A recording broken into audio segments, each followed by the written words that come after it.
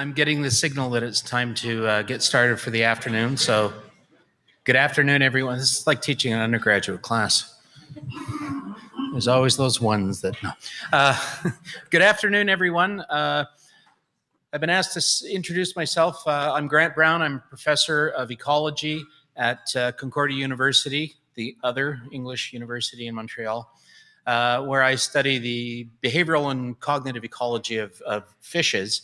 In particular, public information use and risk assessment.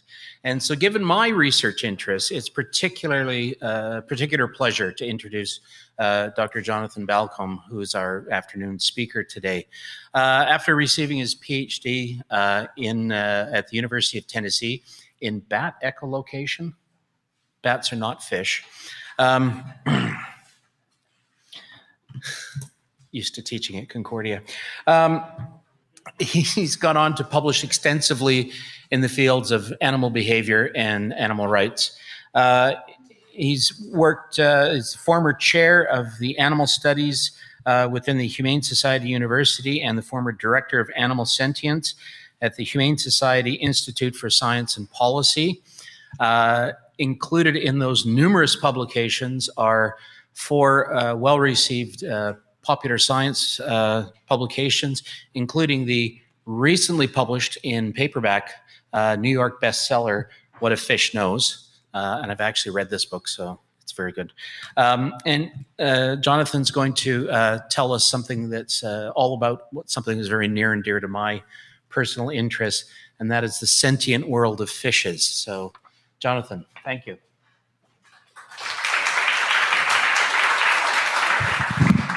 Thank you for that introduction, Grant. It's great to be here. Stephen, you've put an incredible program together.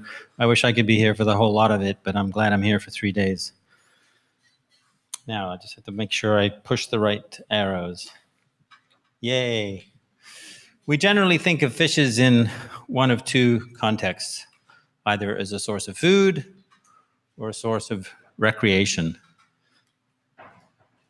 My own fishing career was brief. When it came time to put wriggling earthworms on hooks and pull them out of fishes' faces, I lost any original enthusiasm I had on the first outing when someone else did that. I just couldn't help seeing it from their perspective. But I made no association between the fishes on the hooks and the anonymous ones who ended up in the filet-o-fish sandwiches I had on occasional family visits to McDonald's. In those days, this was early 70s, McDonald's was boasting 1 billion served. They were, of course, referring to customers, but they might just as soon have been referring to fishes or chickens, for that matter. I also remember seeing the stacks of anonymous tuna, cans of anonymous tunas in the supermarkets, and wondering about them and having not a clue what a tuna was. It was not for many, many years later that I learned that a tuna was an apex predator, a fish that could grow twice the size of a tiger and could swim faster than a tiger can run, not to demean tigers by any stretch. An incredible creature who lives for decades and hunts cooperatively, probably has planning. But you don't get any inkling of that from your supermarket experience.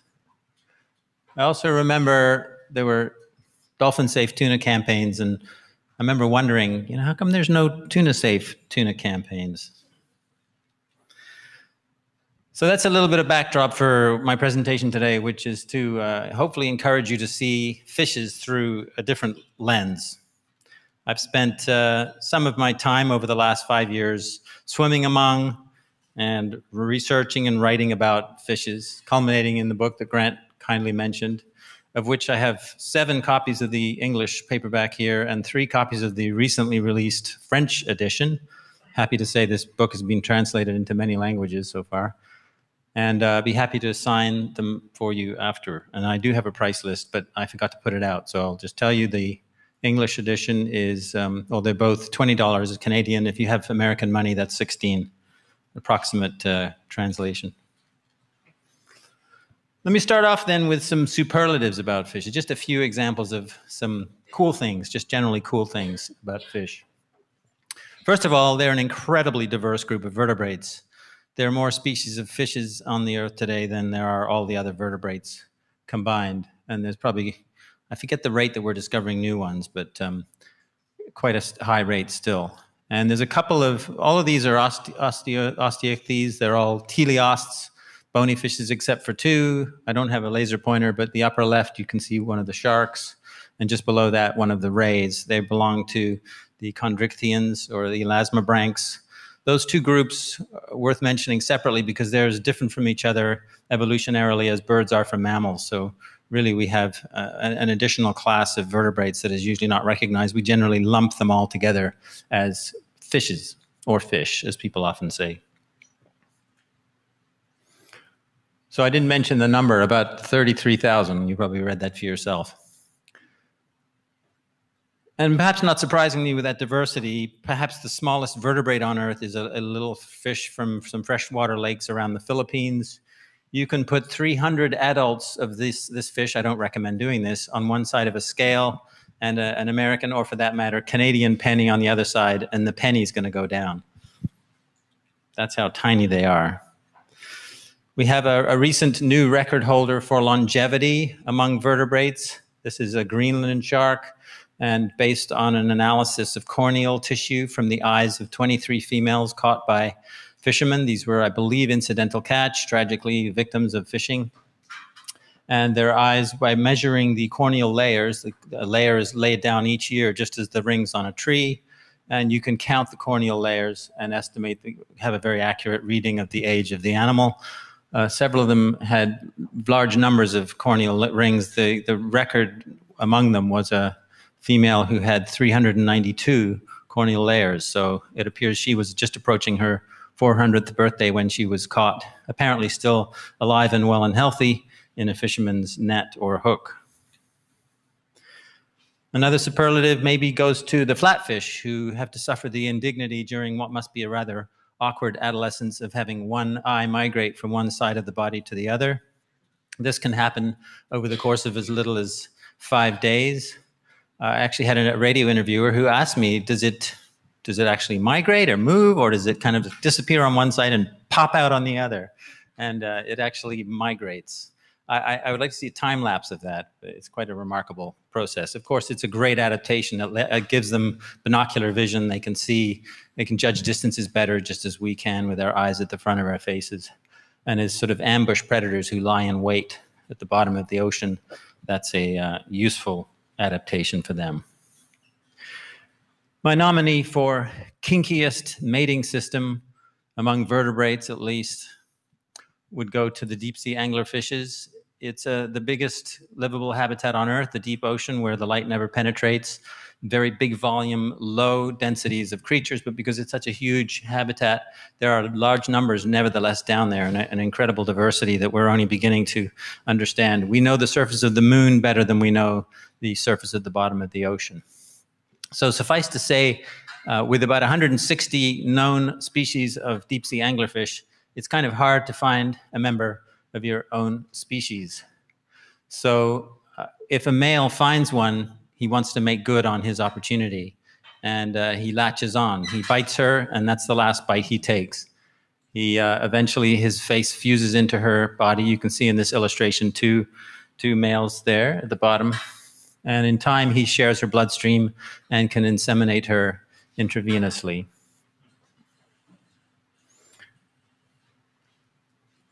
And here's an actual in situ photograph with a male at the bottom. Perhaps the longest name for a vertebrate goes to the Hawaiian reef triggerfish, known to the locals as the Humuhumu Nukunuku Apua'a. There will not be a quiz on that later today. Oh, by the way, that name translates in English to the fish who sews with a needle and grunts like a pig. So sentience, onto sentience, the capacity to feel, a central theme, the central theme of this conference. Much of what I share with you now in the next number of slides will be focused on these animals' capacities, various capacities. Here's a list of some of the ones that I'll go through. There's a lot of other topics and subtopics that I could include, but a 5-hour lecture just doesn't give me time to do that. So you'll have to read my, no, a 1-hour lecture. You'll have to read my book. Starting with cognition, tool use. It's been mentioned already today. And it's been documented in fishes, a number of species. Here's one of the, let's see, blanking on the name of this fish. Maybe it'll come back to me, but there's a number of species in this group who will blow water on the sand to uncover a mollusk in this case, pick the mollusk up and swim with it to preconceive what looks like a pre-planned location, a known rock, a piece of coral, and with a series of well-timed and coordinated head flicks and releases will smash the mollusk against the rock, eventually opening it up to get the soft contents inside. You'll note here also there are several fishes on the left who are, you could call them bystanders, or maybe by-swimmers is a better term. They're watching the action, looking for an opportunity to get some for themselves. Fishes are, like many other animals, opportunistic often. But this is a clearly documented case of tool use, and you can watch a nice YouTube, well, actually several YouTube videos documenting this behavior. Fishes are often unfairly given the impression of having a very poor memory, the infamous 3-second goldfish memory. This is not a goldfish, but it is a frillfin goby. It's a coastal species, and they live in the intertidal zone. And a series of studies and experiments done between the 1940s to the 1970s showed that they have quite a remarkable memory capacity. They live in these pools at low tide, and it's been observed that they're able to jump from one tide pool to another with great accuracy. And the question is, how do they know how to do that? How do they know which direction and how far to jump? And so through these experiments, it was determined that they swim over the tide pool zone at high tide when the water comes in and can remember it and learn the layout that way. And so they know the topography, and when the tide goes out, they make a mental map, and they know which way to jump if an octopus comes lurking or a heron lands that might attack them. So it's a very useful adaptation, and they can learn it in one day, and they can remember that topography for at least 40 days afterwards. Another form of tool use, really, is the use of water as a projectile. By some definitions of tool use, this might qualify as a different form of tool use. I forget the terminology we heard yesterday, but in any event, these fishes, studies in Germany show that they learn by observation this behavior, this skill where they can squirt water for up to 10 feet distance very accurately at flying insects or perched insects. Doesn't come factory programmed. They have to learn it, and they learn it by watching others. So it's observational learning. So if an individual who's never had any personal experience shooting water at a target, if they've had the opportunity to watch experienced adults doing this behavior, they then can become quite adept at it before they actually ever do it themselves. So it's a classic observational learning. There's many other aspects to the behavior that's quite complex and impressive. They use different methods of shooting at a flying insect. If the insect is flying close to the water surface, they will squirt, turn and shoot. They will actually rotate their body in cue with the insect and then squirt right at the insect. Whereas if the insect is further away, they'll use sort of more of a football style pass where they pass ahead, they shoot water ahead of the insect. And if the insect is in a consistent trajectory, which is not always the case, then hopefully that jet of water will collide with the insect. They also control the shape, size, velocity of the bolus of the water at the tip. It's really pretty sophisticated, complex stuff, and you can also find YouTube video summaries of this behavior as well online. Because archerfishes can squirt water, they're a great subject for doing choice studies and preference studies and recognition studies, as we see here. The panel on the right shows an archerfish who is about to squirt water at one of two human faces or digitized human faces. And by using this paradigm, scientists have shown that archerfishes and presumably many other fish species can do what aquarium fish keepers have been claiming for decades, which is that they recognize individual humans. They know it's me when I come in the room. There's 5 people in there, they're chatting away, and the fish are just ignoring them. But I walk in there, I'm the one who feeds them, they come up and do it. So, and get ready to be fed. Of course, that's just maybe body recognition, but this was a study of particularly of face recognition. And you can present an archerfish with 40-odd faces, of which only one is one that they've seen before, and they'll squirt water at that one face. even if you remove things like the hair on the left and the ears as well on the right, or the middle panel, I should say. So they have very acute visual perception. Of course, I'm generalizing here. Certain species do. Probably deep-sea anglerfishes wouldn't do very well at this study. But this is a survey of some of the capacities that certain fishes have, of course. Fishes are also subject to the face inversion effect. A recently published study of rice fish found that whereas they recognize each other's faces no problem when they're the right way up, if you present them with an upside-down fish face, as on the one on the right in this tampered image, they have trouble identifying that individual. Humans also have this face inversion effect. We struggle to recognize an upside-down face. Chimpanzees, on the other hand, do not, and if you think about their biology, you can see why they might be quite good at that.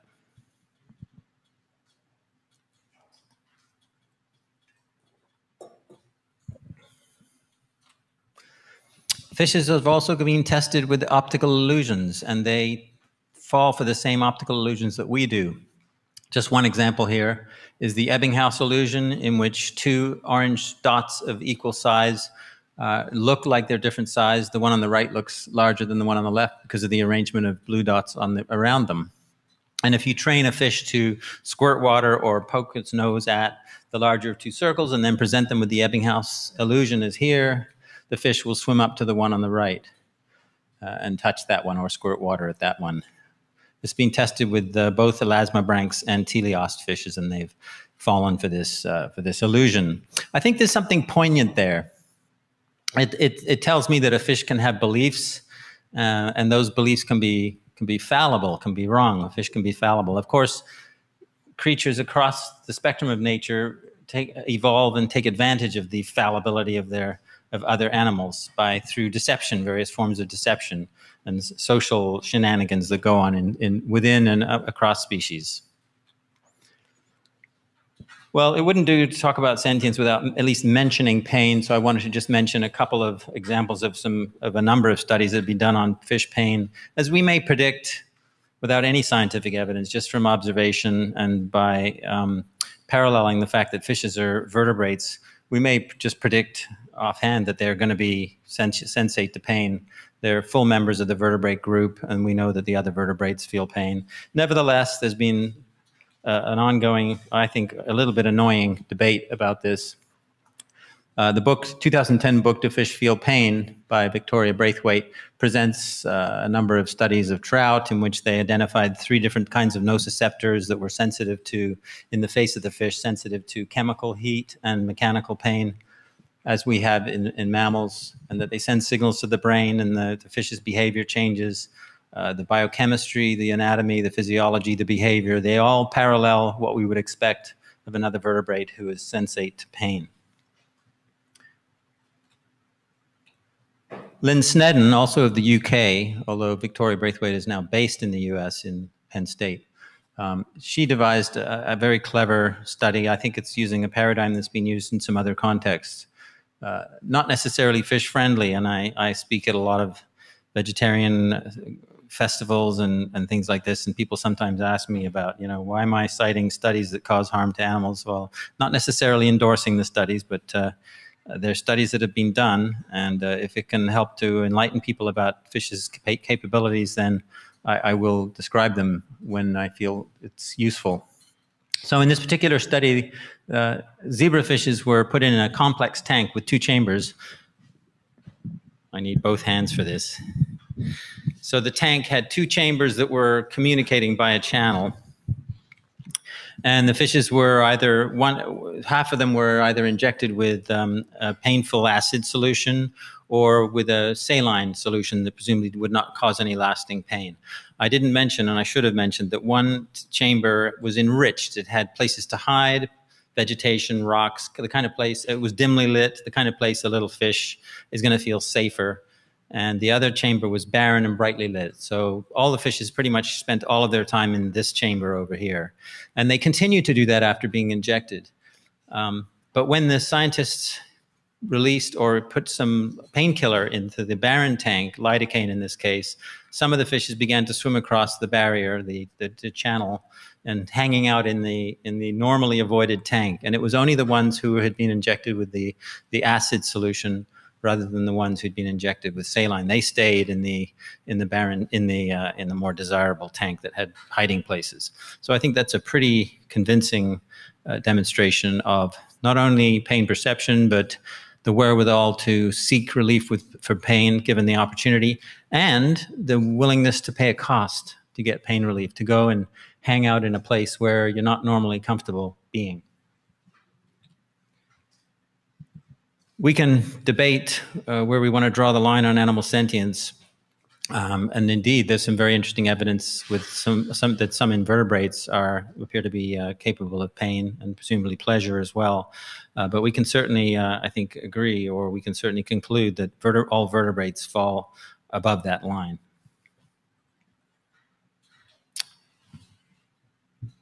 A little bit about communication, how fishes exchange information, I think reveals aspects of their lives that are complex and more than just stimulus response automatons. These are two photos of the same ambon damselfish. The one on the left is visible light spectrum, and the one on the right is a photograph taken under ultraviolet light. I believe it's ultraviolet. And you can see the difference here. This reef-dwelling fish is actually quite well camouflaged in yellow, because reefs are brightly colored with a lot of corals and anemones, many of which are yellow. And so that's useful, but they can't identify themselves through their faces that way so easily. But they actually have vision in the UV spectrum. So if you, as you can see from the image on the right, there's this constellation of fingerprint-like markings that they have on their faces, which allows them to identify each other as individuals without compromising their camouflage to predators. There are fishes such as knife fishes, so-called because of their shape, of South America, and elephant nose fishes of Africa, who communicate with electricity. And they will, sometimes if their electric pulse frequencies are similar, they will change them. They will shift them up or down to, presumably to make it easier to know who's who. They will also stop signaling, stop generating these signals if they're swimming through somebody else's territory, to not to arouse them or make them angry. So it's sort of, I would call it a fish example of deference to a territory holder. Anybody heard of flatulent communication? No? Okay, well, some have. Herrings actually release gas bubbles from their gas bladders, from their swim bladders at night when they're in large schools. The function of this isn't fully known, but it does make an audible sound. They can do this for as much as 7 seconds. I encourage you to try that at home. And the scientists who studied this called them frequent repetitive tics. You can do the acronym for yourself, but suffice to say, it appears to have some communication benefit for them. I did a little cartoon on this because I couldn't resist doing it. I got into trouble when I showed this cartoon at an elementary school, and I thought, really? Farting is like politically incorrect? And the teacher said, no, it wasn't that. It was that some of our students do have reading deficiencies, and it's a bit of a sensitive subject. So you learn as you go. One of the most sophisticated interspecies communication systems in fishes really is one of the most sophisticated in all of nature, certainly outside of our human language.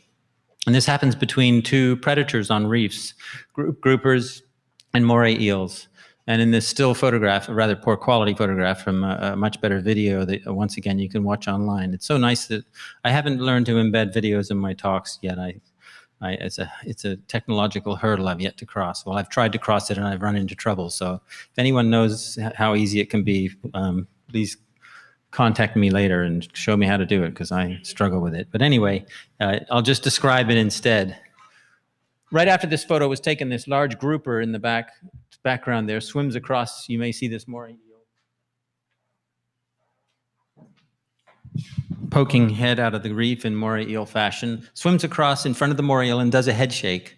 Sometimes they do a whole body shimmy, and that's an invitation gesture to the moray eel. Will you come hunting with me? I'm hungry. I want to go get some fish, and I know I will catch more successfully than you. And in fact, scientific studies and observational studies show that when they work together, when they collaborate, their success rate is up to 5 times as high. The way it works is that their hunting styles are complementary. Groupers are big, chunky fishes who cannot swim into the reef, but moray eels can go in like a ferret. They can go into the nooks and crannies. So if a fish flees them into the cranny, the moray eel goes in after it. Moray eel may catch that fish and eat the fish, but the fish may escape into the open water. If that happens, who's waiting? Mr. or Mrs. Grouper. Groupers will also sometimes point to a location in the reef where a fish has escaped to try and solicit the moray eel to come over, and they will point for up to 23 minutes. So far, that's the record. And they'll sometimes even swim over to retrieve the moray eel to get them to come over and go into that crevice to catch that fish, that unfortunate fish. English science writer Ed Yong summed it up with a familiar jingle that some of the older audience members might recognize. If your prey's in a hole and you don't have a pole, fetch a moray. No one recognize that? Good. Some people are nodding. Captive studies done at Cambridge University with fake laminated moray eels, as you can see here on the left, but very realistic looking, but they could be controlled with pulleys, find that groupers soon learn to discriminate a cooperative from an uncooperative moray eel and will favor the cooperative one the next day. Can fishes be virtuous? Well, here's an example that I think fits the bill. These are rabbit fishes of 4 different species in each quadrant, and you can see a pair of each of those species. And these are algae feeders in the reef, and the one in each photo, one of the ones, the one on the bottom, is foraging on algae, and the one above it is playing lookout, is pointing upwards, looking out for moray eels, groupers, other potential dangers on the reef. And of course, if trouble comes, the one above, the lookout, will signal, and they'll both swim off rapidly to try and get out of the way. Because of course, it's a very vulnerable position to be head down in the reef, foraging on algae. You're not able to see trouble coming. So it's nice if you have a lookout. Of course, after a couple of minutes, they'll switch off. The one who was foraging will play lookout while the other one feeds. So everybody gets food in a much safer manner than if they foraged alone. And of course, playing lookout is delayed gratification. It's foregoing food for yourself for that time being. So I think it fairly qualifies as a virtuous behavior. Quite recently, I watched a video clip. I don't have the video clip, but here's a telling still photo from this clip of what were these? Once again, I'm forgetting which species of shark it is, but you can recognize a shark when you see one, I'm sure. This is a sort of a so-called feeding frenzy. I don't really like that term, but anyway, this is a bunch of sharks who are sort of all worked up and feeding on some available food in a cluster. And inevitably, in situations like this, sometimes the wrong thing gets in the wrong way of somebody else. And in this case, you see the head of, these are lemon sharks, I just remembered. The head of one lemon shark happened upon to come into the scene just after the one on the left had eaten a chunk of meat. And you can see here that the next scene you're expecting is going to be trouble, a nasty bite on the head of that lemon shark on the bottom. But in fact, in the video, and in fact, there's something about the eye of that upper shark that almost looks surprised. It's sort of like, whoa, this is not supposed to happen. That shark, immediately after this still photograph, opened the jaws even wider, stopped closing them, and backed off. It was sort of like, oh my God, I don't want to bite that. It was a very, very clear response of reacting to this in a negative way, in the sense of, I don't want to bite. I don't want to bite you. And so there was no harm done to that shark on the bottom. Whether that's, one could argue whether that's virtuous behavior. I would say it's certainly restraint. It's certainly awareness that you could harm another, and a very strong unwillingness to do so.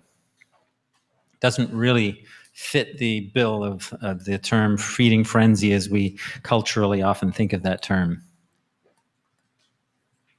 Whether or not this next example belongs in virtue, I don't know. It certainly belongs in a section that you could call Machiavellian. And I was not the first scientist to coin that term in relation to these cleaning stations on reefs in which client fishes, so-called client fishes of more than 100 different known species, in this case, porcupine fish, one of the pufferfish species, line up to wait their turn to be serviced by cleaner fishes who work individually or in pairs, as we see here, or sometimes in trios or even small groups. They have specific places on the reef that they welcome their clients. They open up for business each morning. And it's truly a business relationship. Client fishes return to the same cleaning stations over the course of days, weeks, probably months.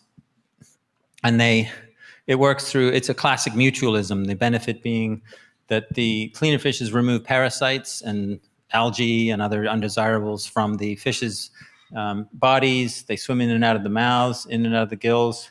And so they get fed, they get nourishment, and of course the client fish gets a parasite removal service and a spa treatment to boot. And it truly is a spa treatment because sometimes cleaner fishes will take pauses from removing parasites and they will flutter their pectoral fins over the client fish to presumably to curry favor, to make them feel good about being touched, the pleasure of touch. They tend to do this more if they may have done some what's called mucus nipping. This is where it gets Machiavellian. Sometimes cleaners don't do such a great job. They, instead of taking off parasites, they will actually nip a mote of that slippery, slimy layer on the outside of the client fish's body. Client fish doesn't want that to happen. They typically jolt when that happens. Jolt may be signaling discomfort or pain, but it also signals to the cleaners, I know what you just did. It signals to other clients, who are in the queue that these guys aren't doing a great job today. You might want to go somewhere else.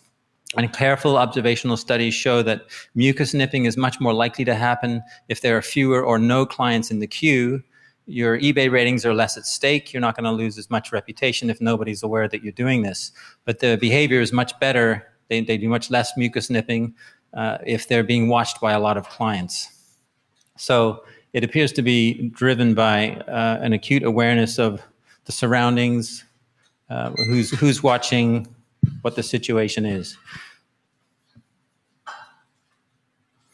Oh, and there was one other thing I wanted to mention. The fluttering of the pectoral fins, if I didn't already mention it, tends to be done to mollify perhaps an upset client who is thinking of not coming back because they just mucus nipped and know they shouldn't have. That was emotions, right? Yes, a little bit about emotions. This is a quite remarkable study that was done on the with striated surgeonfishes caught on the Great Barrier Reef. I think they caught 32 of them. They took them into temporary captivity, and it's quite remarkable that they actually returned them to their habitat. That usually isn't done in these sorts of studies traditionally, and even if it is, it isn't reported in the journal, but it was reported in the journal. So I was impressed by that. It was a research team led by Marta Soares at the University of Lisbon. And what they did when they took these fishes into captivity, they stressed them further. I mean, being caught and taken into captivity is probably pretty stressful to begin with. And then they stressed them further by placing them in a bucket of water for 30 minutes, a shallow bucket of water.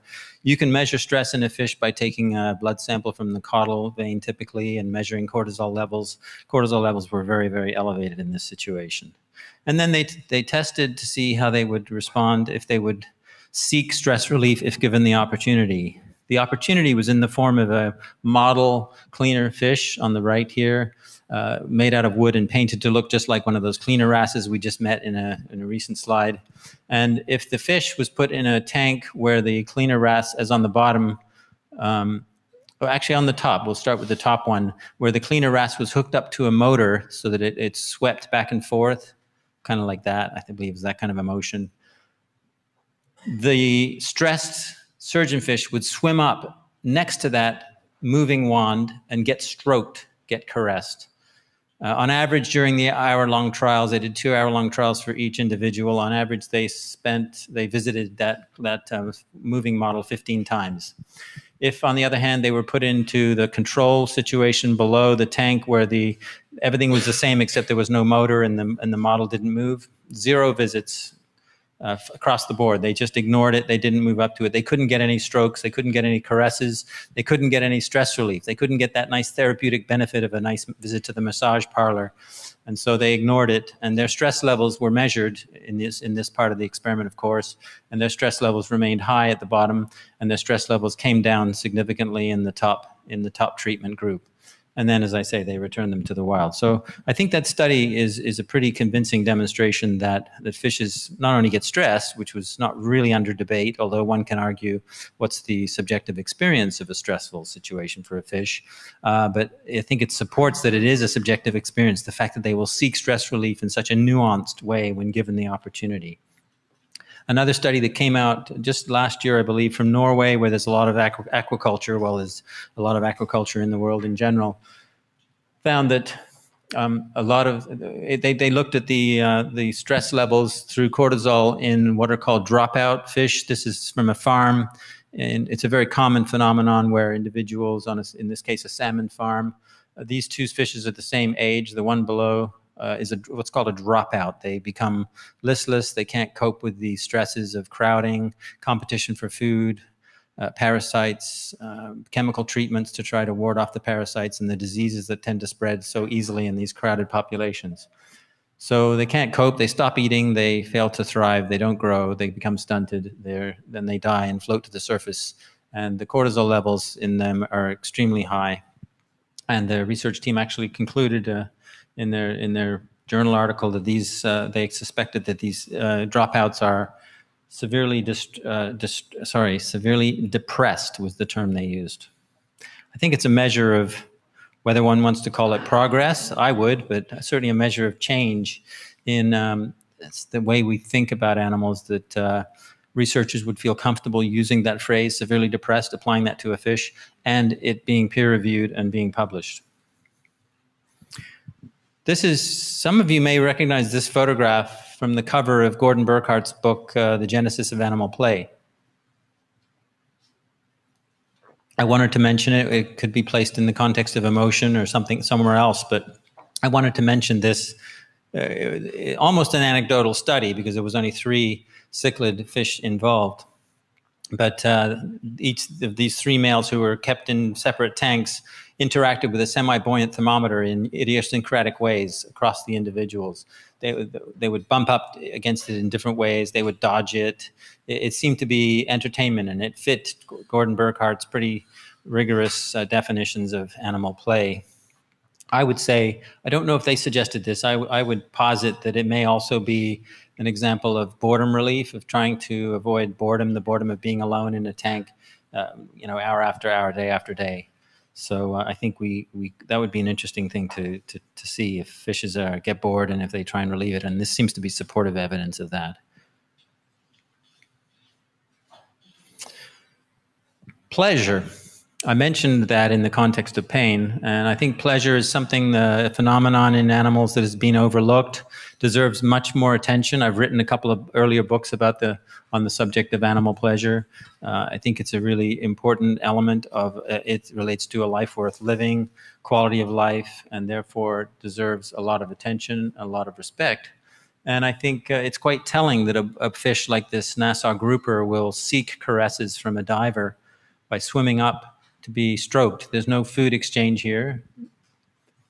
And yet this fish will swim up to a familiar, probably a known diver. The woman who sent me this is the woman in the photo, and she's dived at this location many times, and she's pretty sure it's the same individual fish who comes up to her. I presented that slide at a vet school in Kansas a couple of years ago, and one of the vet students came up afterwards and said, "Oh, my dad and I pet Nassau groupers down in the Cayman Islands every year when we go diving there. I'll send you some pictures." So these are just 3 pictures she sent me of her stroking this Nassau grouper, both of them mugging for the camera. And here's her dad with his regulator blowing bubbles underneath the now open gill cover of this fish, who appears to be really enjoying it. There are also people who stroke sharks. They do this partly to remove hooks from sharks' mouths, because the sharks become super relaxed. I mean, the scientific jargon is tonic immobility, but it also looks like probably just feeling really chilled out and really happy, the shark. And so by this stroking, you get the animal in a relaxed state, and you can then go to the business end of the shark and get hooks out using bolt cutters and other tools, depending on the size of the hook. This blue shark had the hook removed a few minutes after this photo was taken, and the shark continued to swim around the divers and the photographer for 30 minutes or so afterwards. Whether the shark was grateful, you know, there are celebrated YouTube videos of whales. It's suggested that they're feeling gratitude, and, you know, we can debate whether that's happening. There's quite a lot of anthropomorphism in this stuff, but a big-brained, long-lived animal, mammal like a whale, maybe can feel gratitude. They have the wherewithal to know that someone's helped them, and they can feel, you know, thank you for doing that. I don't think we should sell a shark short of necessarily having similar feelings or capacities. We should be at least open to the possibility. All right, one other topic before I sum it up. I could have called this section aesthetics, same idea. I guess I was being a little more provocative by calling it artistry. But I think it's a nice example that some of you probably have seen before. It came to light less than a decade ago when a Japanese photographer off the southern coast of Japan noticed this 6-foot-wide mandala-like structure in the sand, and was wondering what it was. Hands up if anyone's seen this picture before. Yeah, quite a few of you, yeah. I mean, it's nice. It's a sign of the times that this stuff disseminates so much better, and I think we all know why. It's probably for the internet. I mean, yes, a lot of this stuff gets reported in the press, but most of us are not going to see that. But through word of mouth, you may encounter it through just looking for things online, or through reading famous books like My What a Fish Knows. So who does this? What's going on? Is this having to do with fishes? Yes, indeed. A previously undescribed to science species of pufferfish, a little 4-inch long one. In this case, it kind of fits the usual pattern of the male doing all the hard work to try and attract and impress choosy females. So he spends hours putting together and days maintaining this mandala-like structure by swimming across, fluttering his fins in certain ways. And as you saw, it's a differentiated structure. It's not just making a bunch of patterns. It's in a beautiful concentric circle, quite remarkable. I'm not quite sure how they figure out the geometry of this and how they make it so exact, but they do, and they work hard to maintain it. And if he's successful, if he impresses her with his presumably genes, that maybe this is a good genes hypothesis kind of idea well, anyway, I don't want to get too into the mechanistic evolutionary aspect, although that's a very interesting question. But more on the aesthetic side, presumably, if she's duly impressed and attracted to this structure, then she mates with him.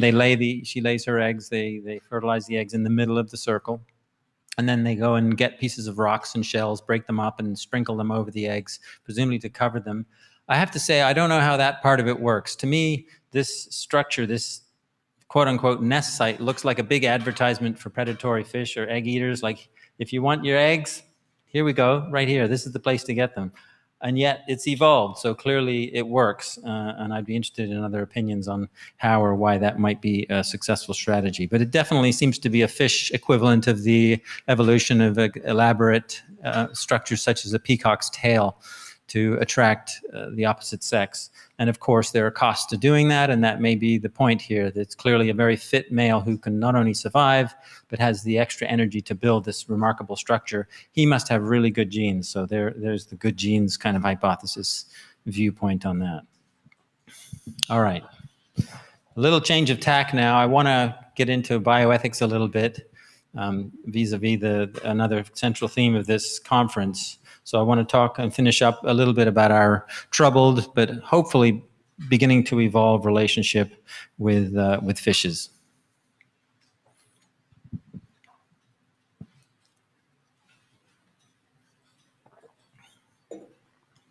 The history of our relationship with other animals, and indeed for much of our history, other human groups, has been one of might makes right, where you kind of get what you can, you take what you can, and if you have the strength and power to do that, then it's legitimate, it's fair enough, and it's moral, and it's the right thing to do. And past examples of this would be colonialism, the institutionalized slavery, the subjugation of women's rights, and the denial of civil rights. We've done a great deal to relegate those past social ills to the history books. And yet, we continue to show pretty much universal indifference in terms of our collective behavior as a species towards other species. through fur farming, for instance, to try and satisfy our scientific curiosity, sport and recreation. However, those are relatively small examples, even though they involve millions of animals. But compared to the number of animals we eat that are killed or harmed and or killed for human consumption, they make up the great bulk of the animals we exploit and abuse. And of those, fishes are the leading victims. Depending on who's making the estimate, a conservative estimate of a few hundred billion to upwards of possibly well over 2 trillion individual fishes a year are killed for human consumption. In addition, there's a huge waste.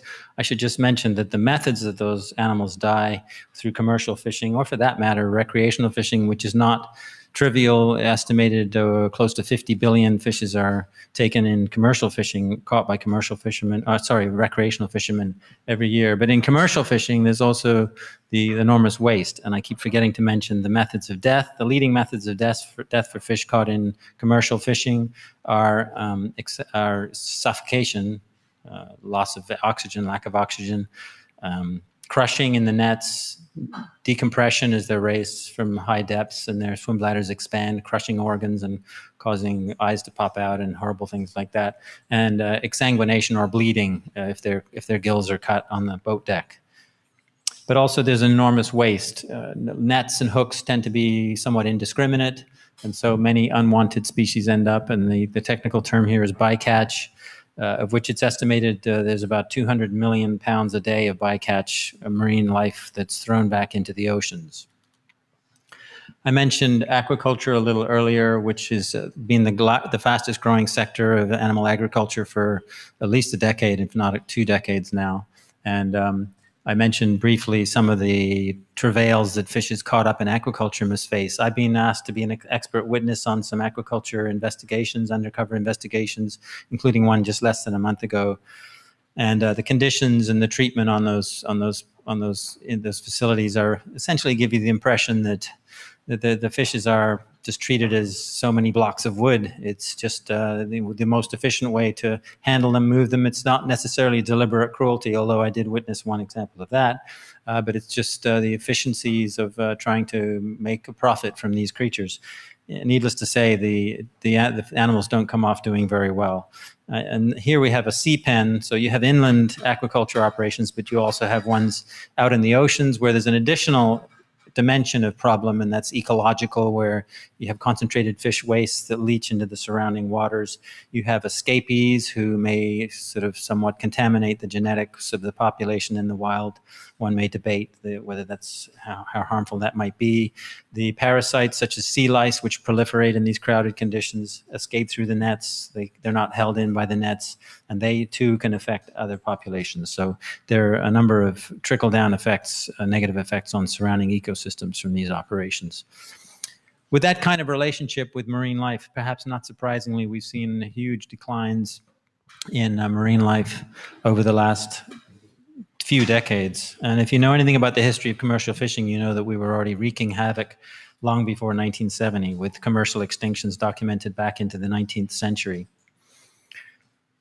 I think of myself as an applied ethologist. Yes, my discipline is ethology, animal behavior, but I'm on a mission to try and improve our relationship with other animals, and that's kind of how I kind of apply myself. I try to use the science as a leverage tool to hopefully better our relations. Now, the people in this room are much more informed than many of the general public. So I try to speak to diverse audiences. I try to impress them that the most dangerous weapon in the world is this item here. And I tell them about the Sylvia Earle, the Jane Goodall of the oceans. And some people may be wondering if I'm trying to make a subtle hint that we ought to change our eating habits. No, I'm explicitly encouraging people to change their eating habits because as you saw that number earlier, 98%. That's where the rubber meets the road on our relationship with animals. Until we change what we eat, until we replace animals in our diets with plant-based foods, which are not completely benign, but they are much less consumptive and certainly don't cause the suffering that animal-based foods do. Until we make that change, we're really kind of, I forget the term, but we're just kind of wasting our time or not getting it done. I remember the term now. It has something to do with urinating into the wind. We usually use a different term, but anyway, you get the gist. So last few slides, in much of the world, people maybe don't have all the choices that we have, but in developed nations, we have a growing number of choices of, we can actually have our fish and eat it too. We don't even have to harm fishes to eat seafood-like products. This company, I visited their main offices in San Leandro, California last year, New Wave Foods, and they're developing their first product, which is now on the market, not in retail. I think retail, it comes out in 2018 this year, but they're already available through wholesalers, which is their shrimp product.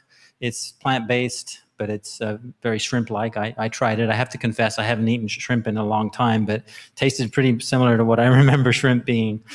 You also can go to the supermarkets here in Ontario and certainly across the United States and buy very fish-like products that are not made from fish. They're made from plants, and the technology of both plant-based and in vitro meats is advancing very rapidly, with tens, if not hundreds of millions of dollars being invested by governments and by famous people like Bill Gates. The Chinese government has invested, I think, $300 million in the development of in vitro meat. To wit, we have companies like Finless Foods, Wild Type, and Blue Nalu. Blue Nalu is developing alternative methods of, in vitro tuna. I should mention in vitro is where you actually use tissue culture from the actual organism, but using that tissue line, you can perpetually grow tissue, grow muscle-like products from that. And there's been some taste tests now. We can apply science to this, and people can't just distinguish the two, or they say they taste qualitatively the same. So that's perhaps encouraging. And when you consider that the world market for tuna is about $15 billion a year, this is a market ripe for penetration with new products like this. So we have more and more choices in what we eat. And as I say, I think that's where the action needs to happen in terms of our relationship to other animals and certainly fishes. And I will end there. Thank you very much for listening.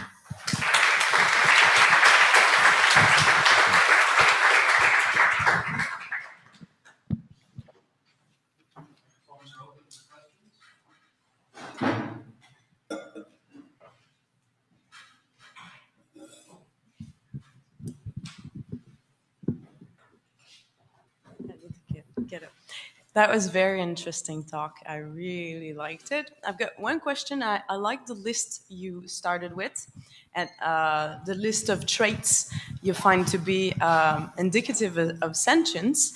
And I had one question all along. All those traits, we use them for land animals. And we think of our sentience, and those were the traits we relate with.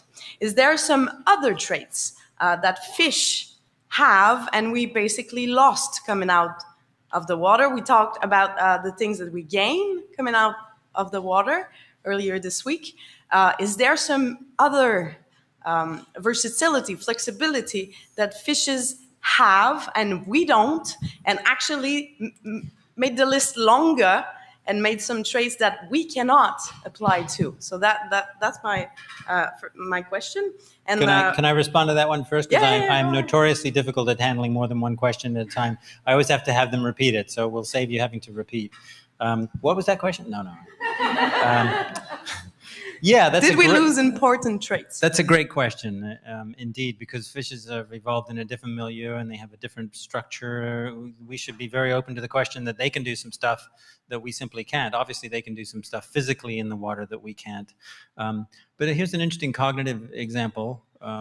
Really, this is kind of notable for how poorly the vertebrates, the terrestrial vertebrates, did in this study, rather than how well the fish did. The fish didn't do fantastically, but they did better than great apes and even a 4-year-old human being, the daughter of one of the researchers. This was a study of, I guess you could call it learning ephemeral versus long-term food availability cues. So they had 2 plates. One was a blue plate, one was a red plate.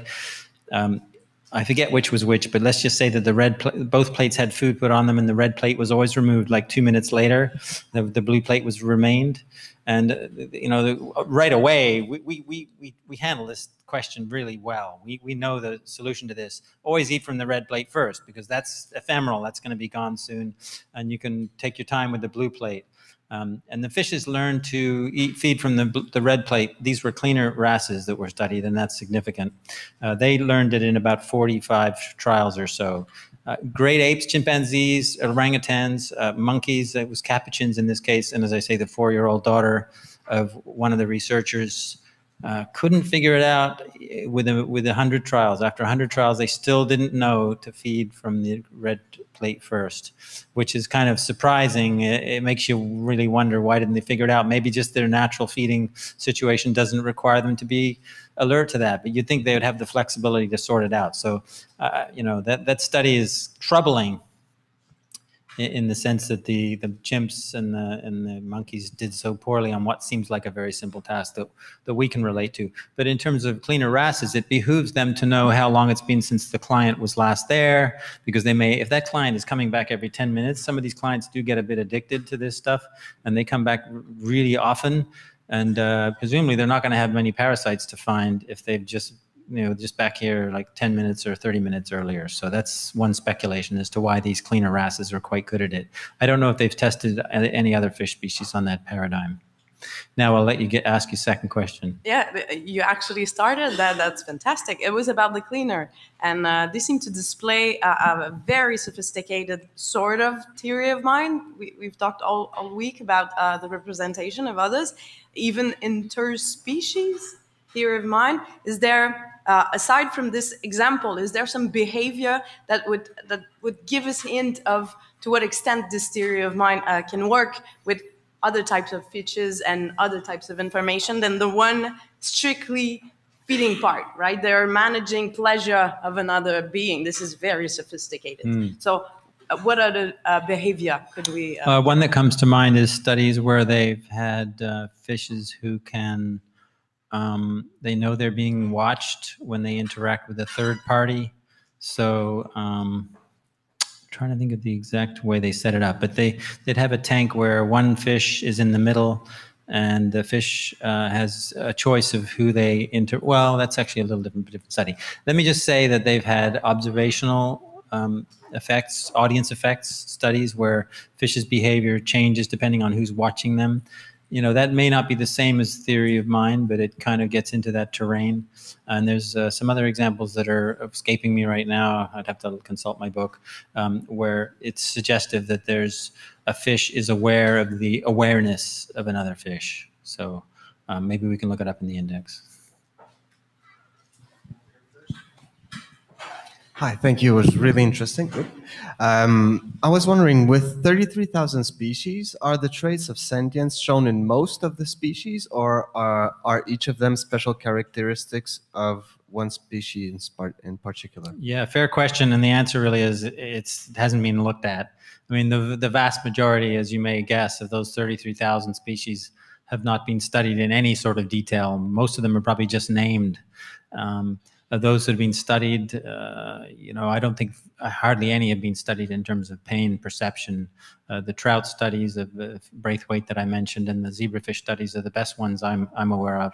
I'm sure there are a number of other ones, including some pretty highly invasive ones, not evasive. But I'm not up on all of those studies. Thank you very much. Sure. Hi, thanks for your presentation. I learned a lot. I was wondering if I could go back to something that you mentioned briefly, which is susceptibility to visual illusions in fish. Optical illusions, yeah. Yeah. First, were there any other type of visual illusions used, or was it just the Ebbinghaus that they used? Yeah, I present in my book the Mueller-Lyer illusion. This is the one with the two horizontal lines that are the same length, but by having arrowheads that point out, it looks longer than the one with the arrowheads pointing in. I sometimes show that slide in talks, but I figured one example would be enough.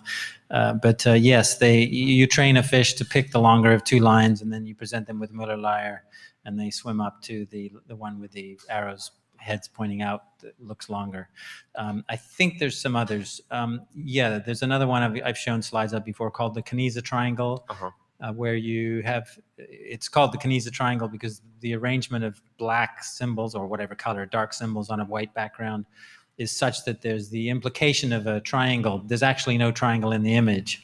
It just looks like there's a triangle, and fish is trained to identify a triangle, will swim up to a Canisa triangle and indicate that there's a triangle. I'm seeing a triangle. I'm perceiving a triangle. So there's been a few. I mean, it's just pretty minimal. I don't know if there's been any other stuff done, but I think those few examples, I think, kind of make the point that at least the species studied, and as I mentioned, bamboo sharks are representative of an elasmobranch being done, and red-tail split fins is one species of teleos that's been done, tested with these things, and they all kind of react in the same way that we do perceptually. That's pretty amazing. Yeah, it's really an interesting result. It's the kind of thing that writers of books are delighted to discover. Part of the joy of writing and researching a book is you don't know what you're going to find out there, and every once in a while you find a study that's, wow, A, I had no idea, and B, this is really interesting. And of course, you know it's going to go in your book. So, in the little part of philosophy that I work in, susceptibility to visual illusions is like by many people taken to be like this kind of rudimentary sign of the existence of mind, because you sort of have this relation to the world and you can represent it as being some way other than it actually is, and that's just a wonderful argument right there for the well, your reaction to that is the same as mine. I think it has profound implications on how not just physical perceptions, but how another being, in this case one quite far removed from us, nevertheless a vertebrate, perceives the world and can be taken in by something and can sort of has a broader, it seems to be more than just simply a visual perceptual thing. There's, like I say, there's kind of, it suggests beliefs or gullibility. It suggests some qualities we don't usually associate with a fish to our detriment. Thanks. And theirs. Thanks, Jonathan. This is a combination bioethical scientific question, perhaps more bioethical. Without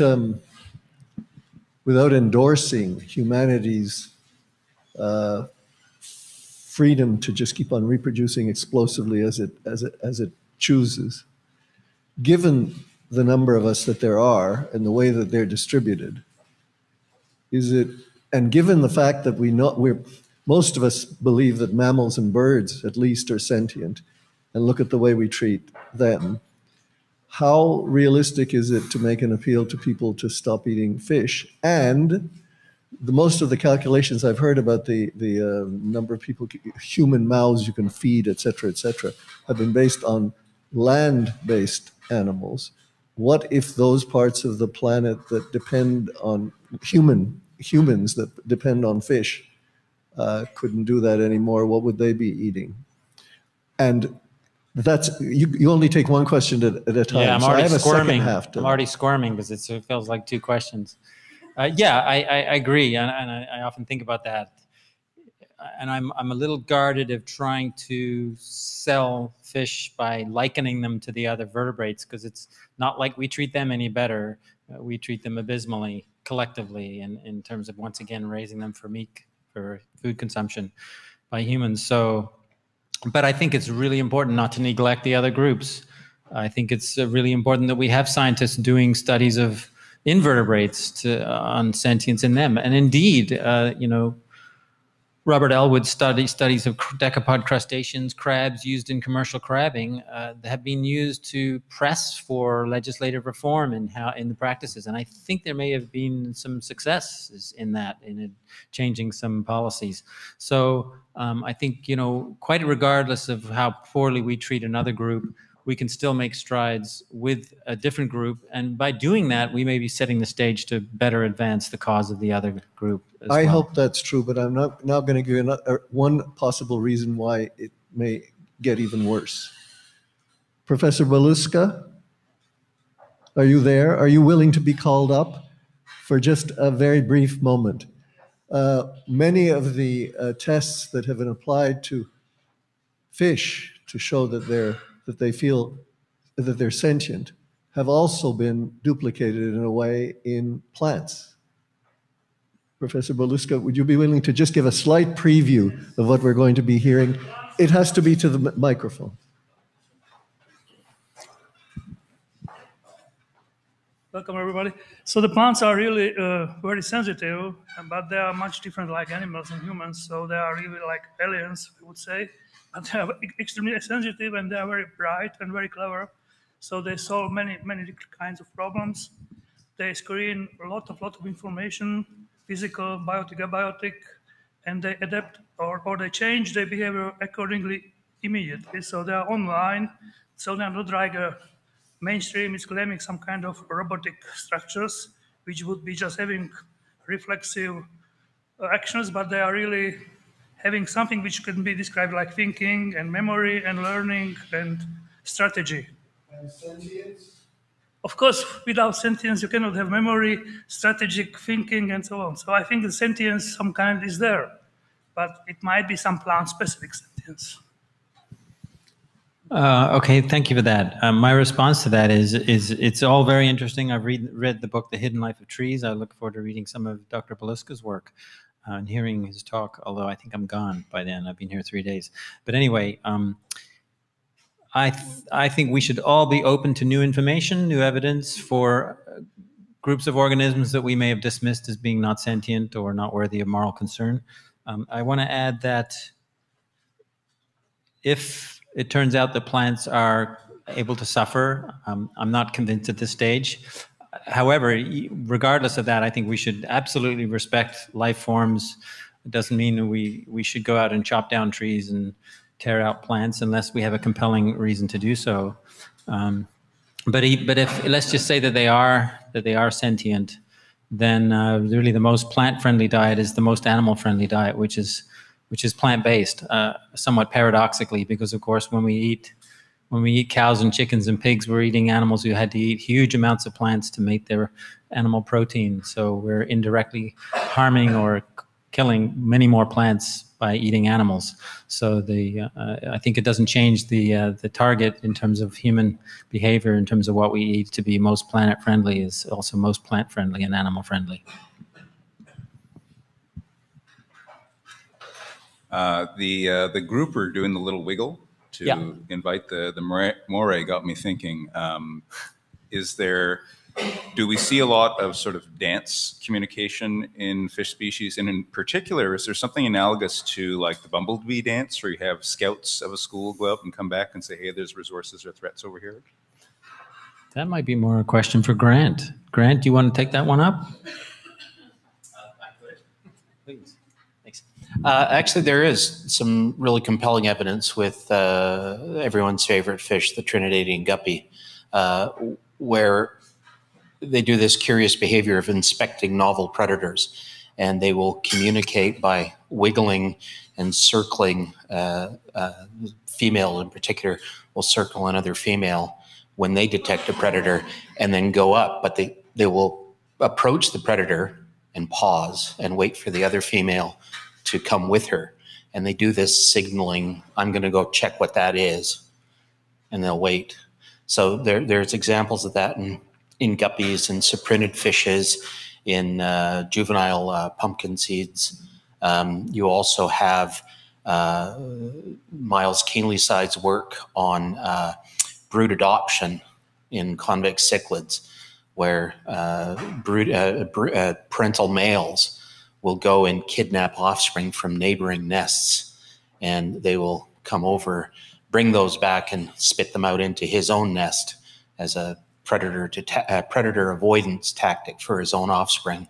But then the neighbors will come over and signal and attract their own kin back, take them in the mouths, bring them back. So there are a number of these really well documented movement, hydrodynamic communication signals in a wide variety of different fishes.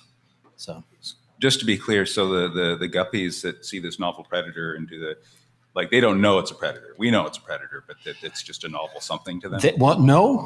Yes and no. They do it more often if they've previously encountered something like that, right? They will inspect a novel predator, then you get into, the stuff that I do with the neophobia and the avoidance of unknown or uncertain risks. They will inspect, but they inspect at lower rates, stay further away. They'll approach from the rear of the predator, the source of the chemical information, and avoiding the business end of the predator, right? But once they've learned to recognize that, they've had direct or indirect experience with something that looks like that, they will actually inspect at higher rates. And there's all sorts they gain information. They learn to recognize specific predator types. Males that inspect get higher sexually selected benefits. So there's any number of different, and there's also the Jean-Guy Gaudin's work showing that the males and the females, but particularly the males that inspect, right, it's a predator deterrent, right? I know that you know that I know that you're there. So don't, right? And inspect those that approach and inspect at very close distances have much lower predation rates. So, but I'm not the speaker, so. Thanks. Thank you for that, Grant. Just one other thing about guppies and dancing. I remember as an undergraduate, I took a animal behavior course in which we watched male guppies signaling to females, signaling their attractiveness, or at least as it sort of looked like little peacocks, because some of these guppies have beautiful tails, long, showy, peacock-esque tails, and they do these sigmoidals where they arch their body in a, okay, I'm being anthropomorphic, provocative, sexy kind of way, and they flutter that tail in front of the female. And we called that a sigmoidal. We had terms, there are terms for these. I'm sure Grant probably knows more about it than I do, but really nice behavior. Maybe not analogous to a bee dance in terms of the information being conveyed, but it was clearly a dance-like in the sense of showing yourself off to a potential mate to try and lure them in. Thank you, Jonathan. 2 questions. So the first one, are there any examples of active deceit in fish as opposed to mimetism? I want to say yes. I'm sure there are. It's like deception. What page is that on? I can't think of the examples right now. It's interesting you use the word deceit. I don't know. Does anyone have a sense there's a different meaning between deceit and deception? It's sort of, to me, sort of deception sounds like sort of the functional thing, but deceit sort of implies more intent, conscious intent. So yeah, that's what I mean. None are coming to mind right now, but I'm pretty sure there may be some examples. Mm-hmm. So I would be surprised if there weren't. The social sophistication of fishes is such that I would be very surprised if there isn't deceit. Okay, one of them has just popped into my head. I called it, let's see, it happens with mollies, and this may be more deception rather than deceit. But there's one molly species, I may have them wrong, but I think it's the Atlantic molly that is parthenogenetic, that they produce young without fertilizing their eggs. And yet they're curiously, you might call them hemi-parthenogenetic or partially parthenogenetic in the sense that they require mating from a male to complete the egg development and laying process, but the sperm actually doesn't actually fertilize the eggs. So in my book, I called it the immaculate deception. Because it looks a little bit like deception. The females are taking advantage of the males. The males think that they sired these young, whoever that molly is, going to lay eggs. But they actually didn't. So it's sort of a deception. Whether it's deceit, that's another question.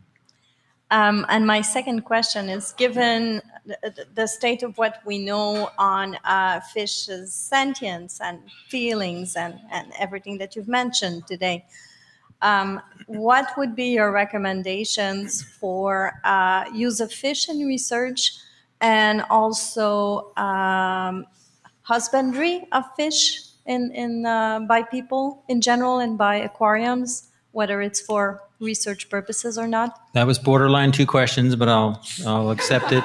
I'll see if I can do all right with that. And I kid you not, I may forget the second part. You may have to remind me. So to the first part, if I can remember it, use of fish in research. Yeah, my standards would be kind of the same as how I would apply to any other group of animals, sentient animals in research, which is always have the overarching principle of not harming. Now, if you're doing research, if it's anything captive, one can argue that's a harm right off the bat. So, of course, if they're animals who've always been in captivity, well, that too is a morally loaded situation. But to try not to cause pain and suffering, I think, is something we can always aspire to. We should aspire to, and if we're incredibly creative as scientists to come up with methods that don't cause harm and suffering, and so there's ways it can be done. And then, of course, there is the principle of trying to study animals in their own milieu, studying them in nature, in the wild, where not only are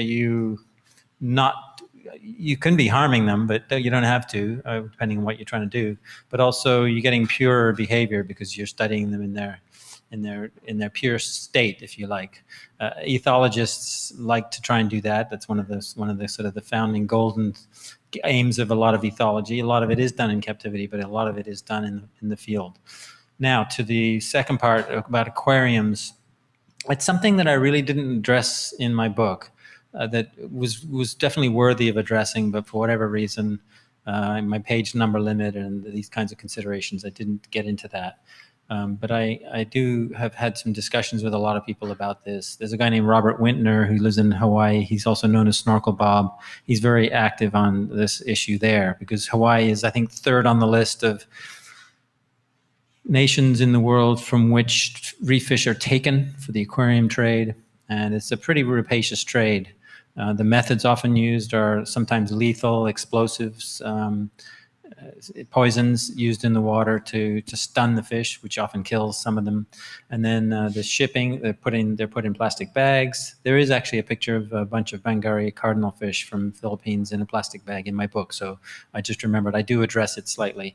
They're shipped around the world. Well, they go to weigh stations, they're shipped around the world, and then if they survived all that, they end up in tanks. And the estimates are, it's kind of like cut flowers, where these beautiful creatures are a little bit like flowers, and they wilt and die.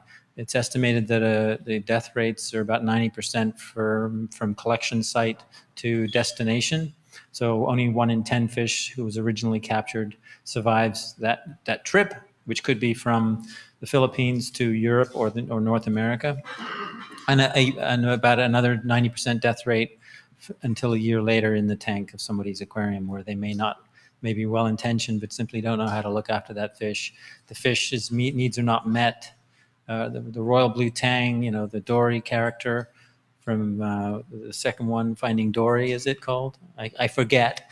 But anyway, that species needs to be between 2 and 50 meters depth is their normal habitat. There's not many tanks that are even 2 meters deep, so they're not getting the right kind of water pressure.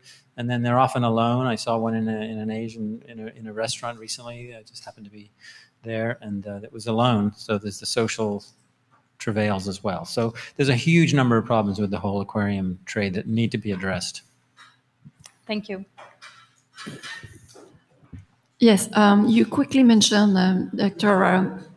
I'm sorry. Oh, yes, I'm Elise Desorian, the executive director of the Montreal SPCA here, and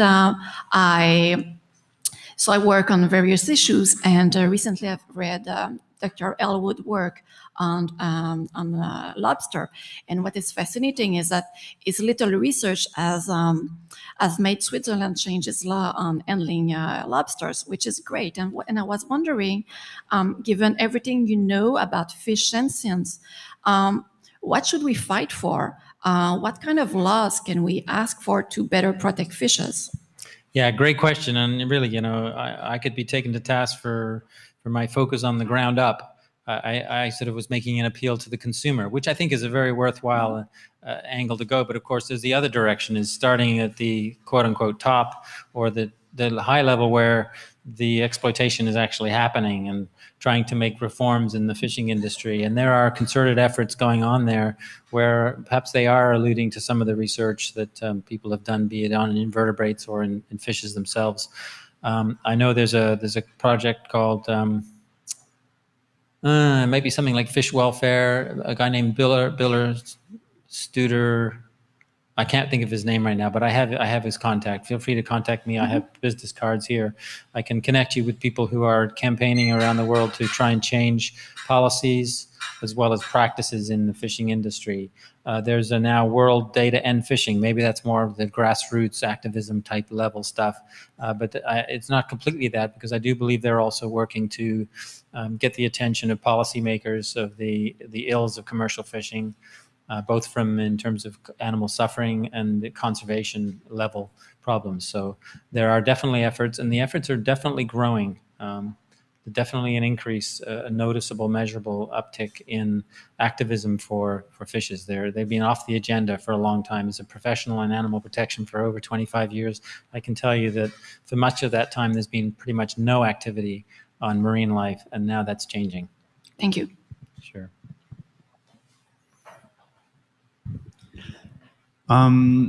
When the male anglerfish fuses with the flesh of the female's flesh, do you think that their minds fuse together? I'm kidding. It's a well-known mind meld. It's the first example in nature. I'm kidding. Our question is regarding the car wash with the puffer fish and the cleaner fish. Is there some sort of threshold in the queue when, let's say, there are 3 fishes in the queue, and then another fish comes up and say, "There's too many people at the drive-through. Let's go somewhere else because I have to go to work." So. That'd be an interesting question to look at, and with the number of studies being published in this fascinating mutualism, I wouldn't be surprised if someone has done or is currently looking at that, is to see if we can actually quantify the size of the queue in terms of defecting and going to another cleaning station and that sort of thing. And it probably, chances are, based on the complexity of this, that it probably depends on how high quality these cleaners are known to be. I'm sure that some cleaning stations, you're just going to get a better spot treatment than at other cleaning stations. And I bet the clients know that, at least the experienced ones, the ones who've been back there many times before.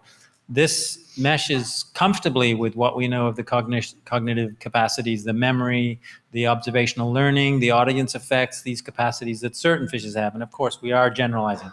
Now, back to your flippant remark at the beginning about the whole mind meld thing. I mean, I'm glad you brought them up, the deep sea anglerfish, because that to me is a little bit of a disturbing life history trait. I mean, it's driven by the challenge of being in that habitat. Males, they're tiny. They're a tiny fraction of the size of the females, but they have the largest nostrils per body size of any fish. Why? Because being able to really tease apart presumably being able to detect the correct chemical signature of a female of your species is really important. They also happen to have very big eyes and good vision. So presumably I was going to say that means some light might penetrate. Well, the light is actually, I forgot to mention this, coming from the fish themselves, because these fishes, pretty much most deep sea fishes, at least in that group, have symbiotic bacteria that are strategically located in their body so that they can produce flashing signals, kind of like fireflies, which are species dependent, and they're probably using their good eyes to figure out, oh, that's my right species signal, presumably. So there's a lot going on there, but it is disturbing to think that the life history, if it's successful, means becoming essentially sessile, in the sense of you attach yourself to a female and you're done swimming. I mean, you don't need your fins anymore. In time, these males become kind of like appendages. Radical feminists, take note. Not to encourage that way of thinking necessarily, but some males do actually only amount to an appendage in deep sea anglerfishes. How long do these males last on the female? Yeah, I don't know the data on that. I actually have this incredible book called something like The Natural History of Deep Sea Anglerfishes. It came out a few years ago from the renowned world scholar in that field, whose name, like every other name today, is escaping me right now. But anyway, there's a lot of data charts in there, and I think that you might get an idea for how long some of these last. But the thing is, these are usually one-offs. These are fishes unfortunately caught, collected. There's often only 4 specimens known. Sometimes it's just a type specimen and that's it. That was caught in 1946, say, and that's it. That's all I have. And then of those, there's only a few who have males on them. So it's a very limited database. Okay, and last thing, back to the car wash. The individuals that are in queue, is it dangerous for them, even if they're puffer fish that can defend themselves? Individuals who aren't in the queue? Yeah, the ones that are waiting, is it dangerous for them because of predators? Oh, yeah, that's a good question. Yeah, you'll make a good field biologist. You ask a lot of interesting questions. That's not one I've considered. I'm sure there are costs to being in the queue, and it pays to be vigilant. Not to try to paint the picture of a reef as a scary, dangerous place. I think we tend to, behavioral ecologists have tended to fall for that image that nature's all red in tooth and claw. I mean, that's an 1800 poem written in the 1800s. I don't think we need to subscribe to that. I think life has much more positive stuff going on in it when we leave them alone than we tend to think. And that's a theme that I've touched on in my books about animal pleasure. So, but that's not to say that being in a queue, it doesn't pay to be vigilant and aware of what's going on around you.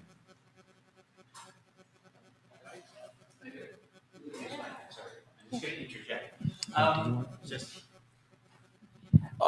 that note of things being all wonderful and nice out in the wild, you're familiar with Anne McGurran's estimation that a European minnow spends its entire life less than 1 meter from a predator, and Mark McCormick's description of Australian coral reefs as a landscape of fear, right? I just, yeah.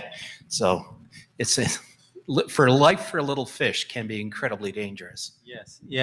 But then there's the question of, is the little fish living in that conscious space of I'm in danger all the time? I remember that, really thinking about that a lot when I was in Kenya for several hours at night, looking out over a floodlit, man-made waterhole at a hotel. I mean, in the wild, but a tourist place, and they created this waterhole so you can watch wildlife. And I remember thinking, man, I do not want to wander out there. And you see these little bush bucks coming out of the woods, and there could be lions in there, and the predators are relatively scarce because it's a difficult lifestyle and food chain economics and all that stuff, but they're there.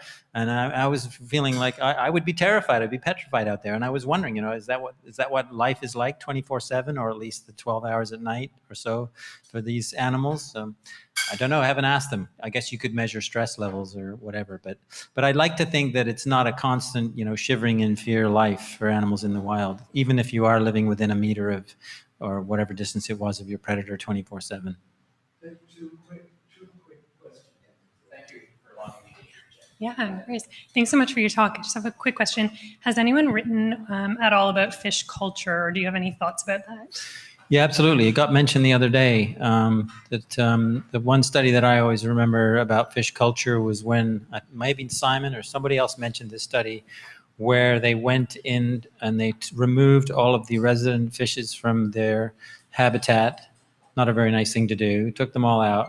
And then, but in the meantime, they documented their nesting sites for, I think, 12 years or so.